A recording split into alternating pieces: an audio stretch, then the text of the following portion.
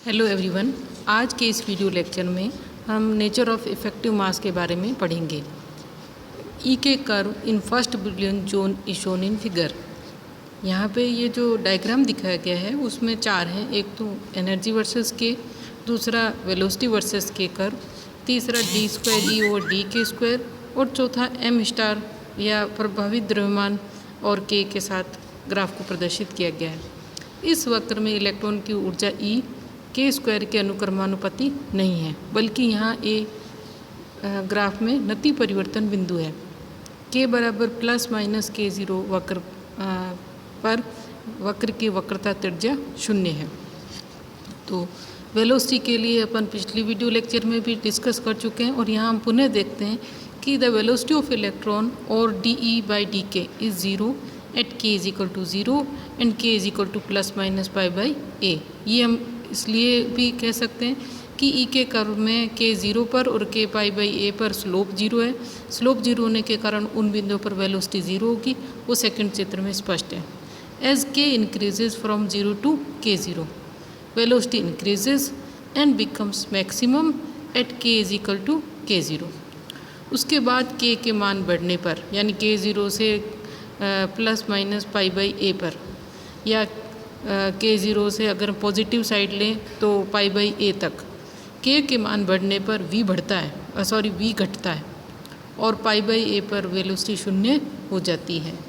इसी प्रकार D square E by D के स्क्वायर और के बीच ग्राफ खींचे, जैसे कि इसमें तीसरा जो है, तो के बराबर 0 पर जो वक्रता त्रिज्या है वो अधिकतम है, क्योंकि डी ई बाई डी के जो कर्व है उसमें यहाँ पे जो विद रिस्पेक्ट टू अगर हम इसका के साथ स्लोप का ग्राफ खींचे जो कि D square E by D के स्क्वायर है, तो के बराबर 0 पर ये अधिकतम है।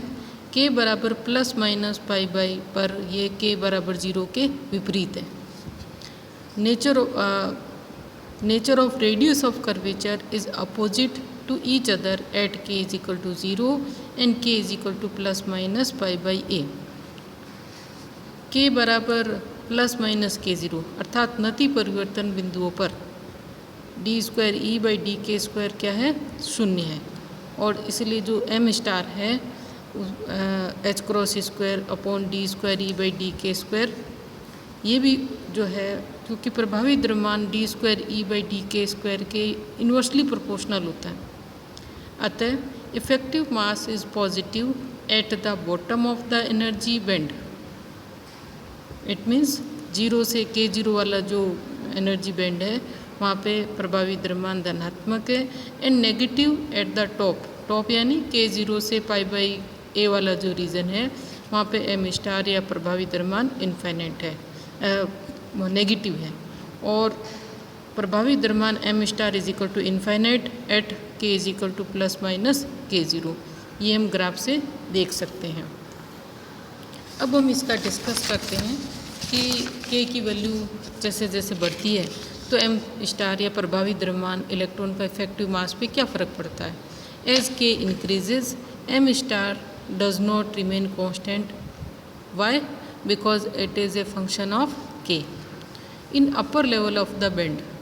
अपर लेवल ऑफ द बैंड यानी के ज़ीरो से प्लस माइनस के ज़ीरो से पाई बाई ए वाला जो बैंड है एम स्टार ऋणात्मक प्राप्त होता है, अर्थात क्रिस्टल में इलेक्ट्रॉन पर आरोपित बाह्य बल के विपरीत दिशा में त्वरण उत्पन्न होता है।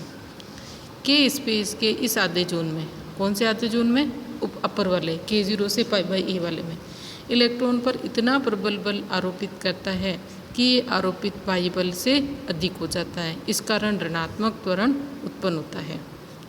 जोन के नति परिवर्तन बिंदु यानी के is equal to K zero पर D square E by D के स्क्वायर का मान 0 होता है, इसलिए इलेक्ट्रॉन का प्रभावी द्रव्यमान अनंत हो जाता है। अर्थात इस स्तर पर, यानी कि जो बात है नति परिवर्तन बिंदु वाली बैंड के बीचों बीच है, तो इलेक्ट्रॉन का चालक के साथ बंध इतना प्रबल हो जाता है कि बाह्य बल लगाने के बावजूद भी त्वरण 0 रहता है, और त्वरण 0 रहता है तो प्रभावी द्रव्यमान अनंत। जोन के शीर्ष स्तर की बात करें तो K is equal to plus minus pi by A पर इलेक्ट्रॉन का प्रभावी द्रव्यमान ऋणात्मक ही रहता है। इस प्रकार जो k के परिवर्तन होने से इलेक्ट्रॉन का प्रभावी द्रव्यमान परिवर्तित होता है। जोन के नीचे वाले भाग में 0 से K0 वाले पार्ट में प्रभावी द्रव्यमान धनात्मक और K0 पे इन्फाइनाइट और K0 से πa वाले भाग में ये ऋणात्मक प्राप्त होता है। अब हम कुछ न्यूमेरिकल्स प्रॉब्लम्स को सॉल्व करते हैं जो कि प्रभावी द्रव्यमान ज्ञात करने के लिए परीक्षाओं में पूछी जाती है। पहला न्यूमेरिकल है कि एक इलेक्ट्रॉन की एनर्जी बैंड में E = a + bk + ck² से दी जाती है, तो प्रभावी द्रव्यमान ज्ञात कीजिए।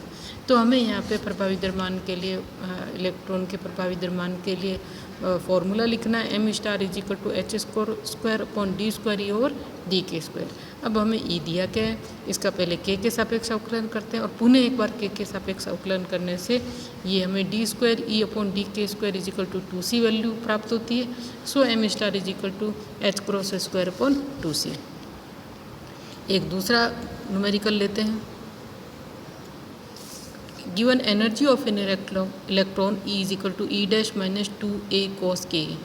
k के किस मान के लिए इलेक्ट्रॉन का वेग और m* यानी इलेक्ट्रॉन का वेग ज्ञात करना है और प्रभावी द्रव्यमान का मान न्यूनतम और अधिकतम होगा और बैंड की चौड़ाई भी ज्ञात कीजिए। तो चूंकि हमें E दिया है E' - 2a cos k, इसका 2 बार अवकलन करते हैं, पहला k के सापेक्ष और पुनः एक बार k के सापेक्ष, तो 2 वैल्यू मिलेगी dE/dk और d²E/dk²। अब पहले हमें वेलोसिटी ज्ञात करते हैं, तो v = 1/h×dE/dk, ये हम वैल्यू रख देंगे। अब वेलोसिटी का k के किस मान के लिए अधिकतम और न्यूनतम मान होगा, तो v मिनिमम कब होगा, जब साइन k 0, जिससे k = n⁻, और k = n⁻/a, यहाँ पे n = 0 ± 1 ± 2 इस प्रकार से प्राप्त होगा। अब हम देखते हैं कि v मैक्सिमम कब होगा। वेलोसिटी मैक्सिमम होगी जब v का k के सापेक्ष और डिफ्रेंशिएशन है जो अवकलज है वो 0 हो। तो v का k के सापेक्ष अवकलन करने पर ये 0 कब होगा, जब cos k a = 0 हो, यानी k a = 2n + 1 π/2 या k = 2n + 1 π/2a। इसी तरीके से अब हम इलेक्ट्रॉन का प्रभावी द्रव्यमान ज्ञात करने का फॉर्मूला लिखते हैं। m* h×a²/d²E/dk²। यहाँ पे वैल्यू रखने पर प्रभावी द्रव्यमान प्राप्त होगा h×a²/2a² cos ka। अब इसके अधिकतम और न्यूनतम मान ज्ञात करते हैं, तो इसके प्रभावी द्रव्यमान के न्यूनतम मान के लिए cos ka = 1, यानी k = 2n⁻/a, और अधिकतम मान के लिए cos k क्या हो, 0, ताकि m* हमें अनंत प्राप्त हो। तो k = 2n + 1 π/2a। इसी न्यूमेरिकल का जो तीसरा पार्ट है, s बैंड की चौड़ाई ज्ञात कीजिए।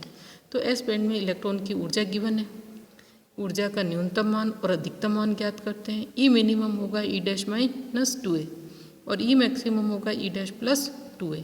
सो s बैंड की चौड़ाई ΔE = E' + 2a minus E' - 2a, और ये आएगा हमें 4a के बराबर। इसी श्रृंखला में हम एक और न्यूमेरिकल देखते हैं। इस न्यूमेरिकल में हमें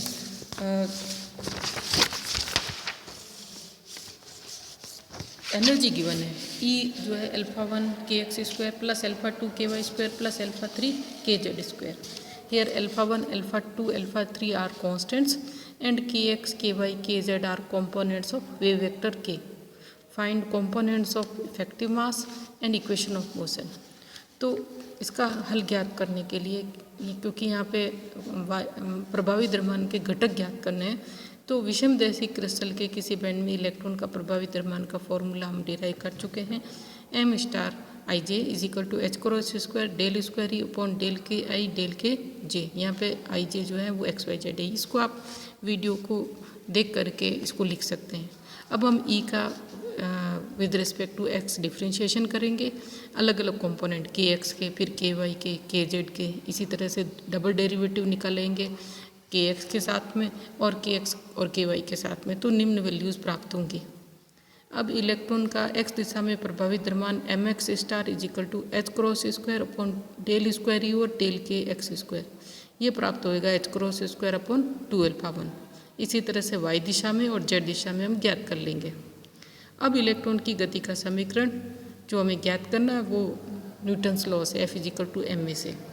तो अगर हम आई वे कण के लिए लिखें तो mi/dvi/dt, इलेक्ट्रॉन का प्रभावी द्रव्यमान जो है अगर हम घटकों के रूप में लिखें तो mi*dvi/dt = F। यहाँ हम वैल्यू रख देंगे और I जो है वो x, y, z तीनों कंपोनेंट में से किसी एक को ले सकते हैं।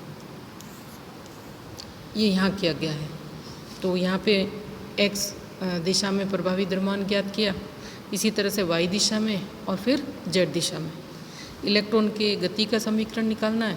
ये इलेक्ट्रॉन की गति का समीकरण जो है वो mi*dvi/dt = F, और यहाँ I जो है वो x, y, z तीनों में से कोई एक कंपोनेंट लेकर के तीनों के लिए अलग अलग लिख सकते हैं।